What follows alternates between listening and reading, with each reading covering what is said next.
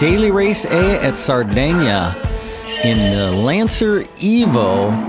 And I had done a few of these races, not a whole lot of practice. I did get a qualifying time, moved up the pack a little bit. So starting in P2, but it is contact right away. And Buck goes up the inside there. And you're going to see Pick tapping me from behind there. And it's difficult to see at times on this track, dirt track, and dust all over. Lots of contact.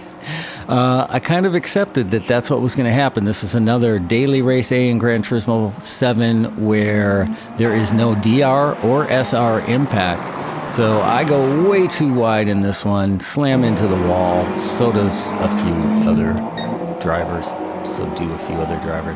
I fall all the way back to P6 and, no big deal. Trying to make my way back through the pack right on this guy's bumper here, which does make it very difficult to see in first person. When you get off to the right, you can see a little better. As we go into the last series of turns, he's going sideways. You gotta do some sideways stuff in here. It's just part of it. I get tapped again, and the crowd is not happy. But I try to regain here, and now I've got Dew to chase down. And it'd be nice if I could see, but I can't so much. Advancing up to the third lap here. Somehow I got past Dew. Wasn't very eventful, or I would have kept it in here.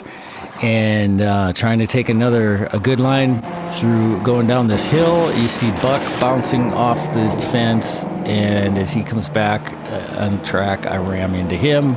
I try to throw it up the inside here. He's not having any of it. Cuts me off. So I fall in behind, see if I can get this left-hander right as you go over that little hill.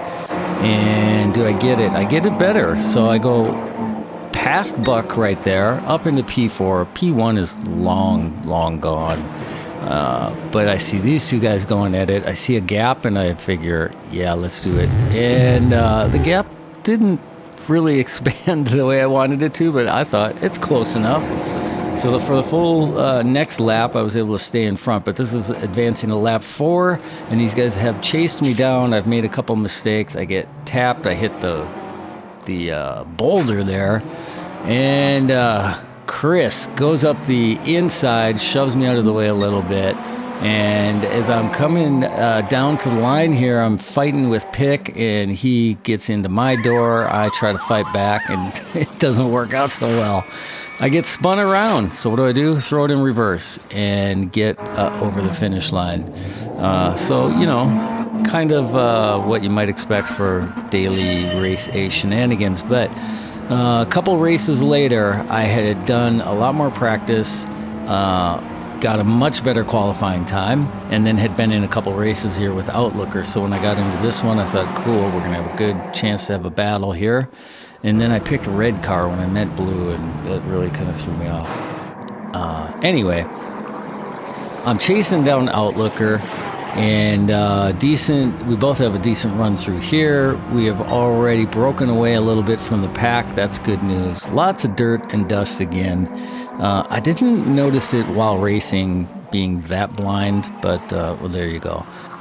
As we go into this big left-hander, I slam into the wall a bit. Outlooker may have tapped that wall too, so I now am a good 2 seconds maybe behind him here. Got some work to do. Cut to the inside here, get on that grass, go on the grass here on the left-hand side, try to straighten it out, and then through this last series of turn, it's brake hard and throw it up the inside and slide this thing around sideways, downshift into second, get back on the inside. I go a little too far inside. I'm not actually sure if the grass has less grip than the dirt. I'm kind of assuming it does. So if you don't need a lot of grip and you can cut a corner by getting on the grass, that seems to work. If you need to dig in, though, you need to get on the dirt. Or at least that's my theory. So I cut over the inside on the grass there. And then if you don't get back to the left here, you will go bouncing and flying through the air. Cut over the grass here again, kind of slide over it, and then as you get back into the dirt, it is hard on the gas. You can see I jump over a little bump there. It looked like Outlooker had done the same, but at times I saw him tap the brakes, and maybe that's something I need to look at too. As we come back over here, again trying to cut over the grass, I get a decent run through here, and getting a little bit closer. Looks like it's down to about a second gap, maybe even a little bit under. Man, as those cars go in this replay, cars flying over these hills, it doesn't look realistic. They just seem so level, but I don't know, maybe it is that way. Okay, the last series of turns again here. He overshoots it, does hit the wall. You can kind of hear him bump into it. So now I'm right behind him. Totally caught up and looking for an opportunity here. Again, I'm so close to him that it is now a dust storm and not a whole lot of visibility here. What are you going to do?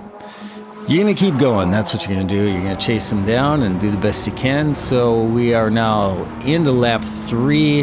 The pack behind us is pretty much gone. Nothing to worry about there. Trying to slide it over the grass. I miss it a little bit there, but I'm right on him.